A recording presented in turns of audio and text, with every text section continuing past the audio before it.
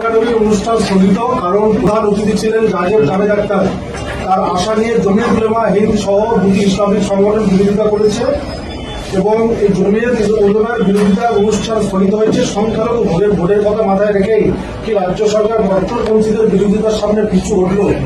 এই রাজ্য সরকার নিজেই কট্টরপন্থী এবং এরা সুরাবর্দীর যে অসম্পূর্ণ কাজ, সেই কাজ সম্পূর্ণ করার জন্য চেষ্টা করছে। স্বাভাবিকভাবে এটা বারে বারে প্রমাণিত। ভোট ব্যাংক, ধর্মীয় পরিচিতি ইত্যাদি থেকে হয়। এই যে কমপ্লিটলি বাংলা বাঙালি ইত্যাদি এসব চলছে এবং এই বিধানসভাতেও যে প্রস্তাব কাল আসবে, যা আজকে বিলি হয়েছে, এটা কাদের জন্য? যারা আকাশকে আসমান বলে, জলকে পানি বলে, মাকে আম্মা বলে, বাবাকে আব্বা বলে, কাকাকে চাচা বলে, কাকিমাকে চাচি বলে, তাদের জন্য। স্বাভাবিকভাবে এই সরকার নামেই তৃণমূল কংগ্রেস, আর যত মুসলিম লীগ টু। দাদা, সেটা হচ্ছে যে মমতা বন্দ্যোপাধ্যায় বলছেন তিনি সেনাকে অসম্মান করছেন না, কিন্তু দায়ী করছেন তাকে দেখে। ওনাকে চ্যালেঞ্জ করছি, 200 সেনা ওনাকে দেখে পালিয়ে যাচ্ছিল, ছবি প্রকাশ করুন, ভিডিও প্রকাশ করুন। উনি একটা মিথ্যাবাদী এবং তিনি যে জায়গায় হাত দিয়েছেন এর ফল ওনাকে ভুগতে হবে। ইন্ডিয়ান আর্মি ভারতবর্ষের 140 কোটি মানুষের গৌরব, পৃথিবীর অন্যতম সর্বশ্রেষ্ঠ শক্তিমান ইন্ডিয়ান আর্মি। আপনি যে বলছেন 200 জন সেনা অফিসার এবং জওয়ান আমাকে দেখে পালাচ্ছে, আপনারা যাবেন না, আমি আপনাদেরকে নিয়ে গর্ব অনুভব করি। তো আপনি যে প্রথম অফেন্সিভ ল্যাঙ্গুয়েজটা দিয়েছেন, আমি ইতিমধ্যে এক্স হ্যান্ডেলে দিয়েছি এবং আমি ন্যাশনাল চ্যানেলকেও দিয়েছি। আমি রাজনাথ সিং, সিডিএস সহ সর্বস্তরে আমি জানিয়েছি যে এই কথাটা একজন রাষ্ট্রবিরোধী মানসিকতার লোক ছাড়া অন্য কেউ বলতে পারে না। Same Mamata Banerjee, Indian army জিন্দাবাদ। নির্মল ঘোষ তিনি মহিলা সাংবাদিকের দেহে স্পর্শ করছেন, তার বাড়িতে যখন যায় তারপরে। এটা নতুন নয়, এর আগে ফ্লাইং কিস দেওয়ার ছবি ভাইরাল হয়েছে ভিডিও কলে। এদের এই মানসিকতা পরকীয়া মানসিকতা এবং নাতনির বয়সী, মেয়ের বয়সী কন্যাদের সঙ্গে এই ধরনের আচরণ, তো পার্থ চ্যাটার্জির অর্পিতার ঘটনা দিয়ে চোখের সামনে প্রমাণিত। তাতে একটা ঝাড়ে আলাদা বাঁশ হতে পারে না। মমতার পুরো ঝাড় সেম। এই ঝাড়ে পার্থও আছে, নান্টুও আছে। আপনি কলকাতায় বলেছেন যে বিধানসভায় 2 দিন যে অধিবেশন ডাকা হয়েছে, তার মধ্যে বিমান বন্দ্যোপাধ্যায় রাজ্য সরকার যদি বিষয়টা বলে যে সর্বদিন একটা মিটিং ডাকা বিষয়টা নিয়ে, এবং আমি মনোজ পন্থকে চিঠি দিয়ে দিয়েছি যে আপনারা যদি অযোগ্য বাছাই করার কাজ শেষ করে থাকেন, যোগ্যদের পরীক্ষায় বসতে হবে না, চাকরি বহাল করুন। শঙ্কর ঘোষ স্পিকারকে চিঠি দিয়েছেন, সর্বদলীয় প্রস্তাব আনুন, যোগ্যদের আমরা চাকরি রাখতে চাই, যেহেতু অযোগ্যদের তালিকা প্রকাশিত হয়েছে। ও তালিকা ত্রুটিযুক্ত তালিকা, তবুও একটা তালিকা বেরিয়েছে। তার মানে বাকিরা যোগ্য, তাদের কেন পরীক্ষায় বসতে হবে? 16 সালে পরীক্ষা দিয়েছিল, আজকে 10 বছর পরে এদের মধ্যে অনেকেই পরীক্ষাতে পারফর্ম করতে পারে না। আপনিও পারবেন না, আমিও পারবো। এখন যদি ক্লাস 7-8 এর কেউ পড়া ধরে, সে পারবে না, আপনি করতে। এটা চর্চার বিষয়, এটা অভ্যাসের বিষয়। অভ্যাস থেকে ডিটার যারা 10 বছর, তারা তো পারবে না, তাদের চাকরিগুলো তাহলে 31শে ডিসেম্বর পরে চলে যাবে। তাই সর্বদলীয় প্রস্তাব আনুন। প্রধান বিরোধী দল বিজেপি সমর্থন করবে যোগ্যদের পক্ষে।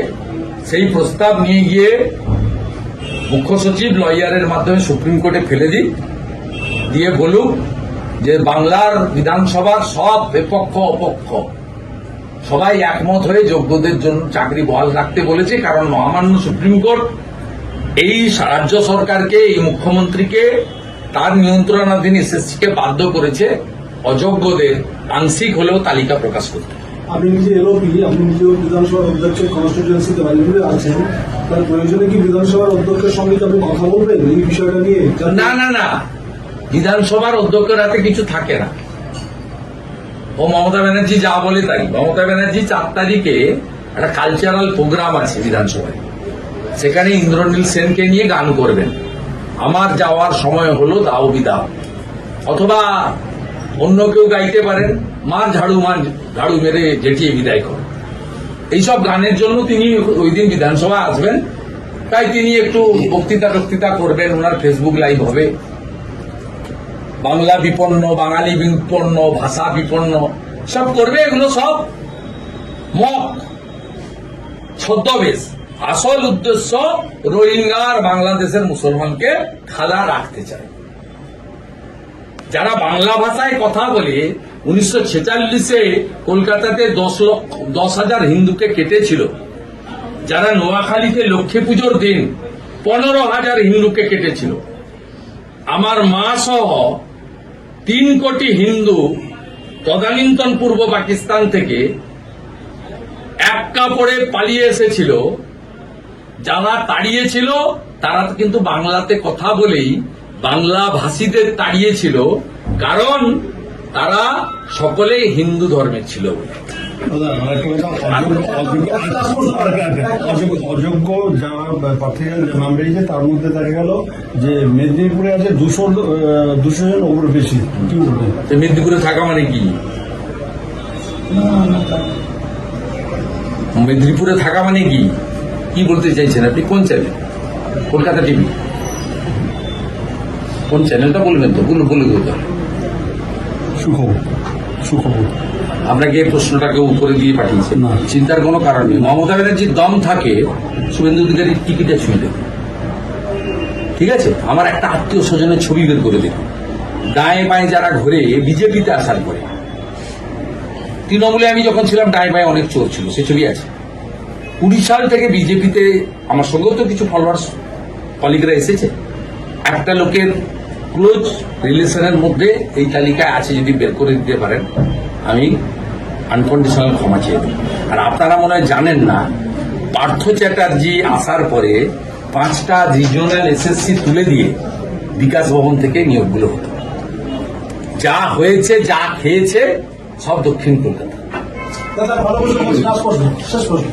আজকে পুলিশ ডে আছে, শান্তনু পুলিশ ডেটা কে বলেছে? শান্তনু পুলিশ ডে রাজ্য সরকারের বানানো পুলিশ ডে। শান্তনু বিশ্ব রাজ্য সরকারের মমতার উর্বর মস্তিষ্ক প্রসূত।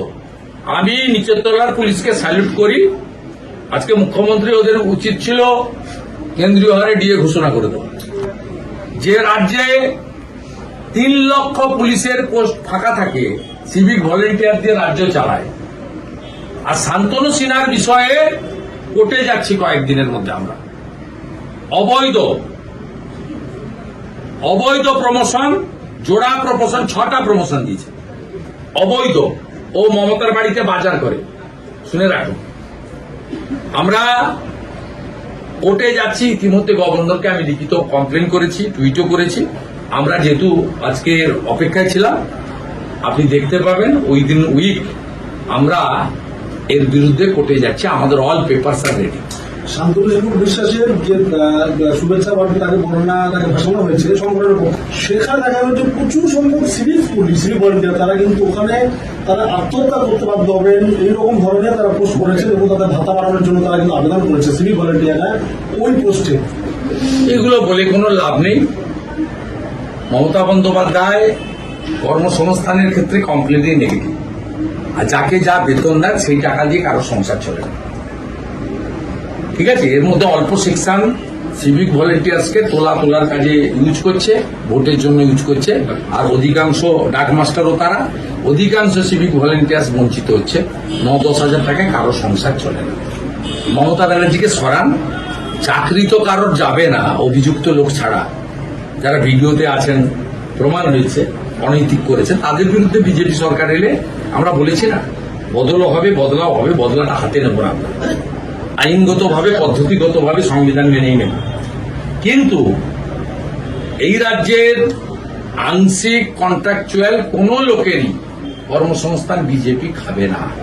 বরঞ্চ তারা সমকাজে সমবেতন পাবে।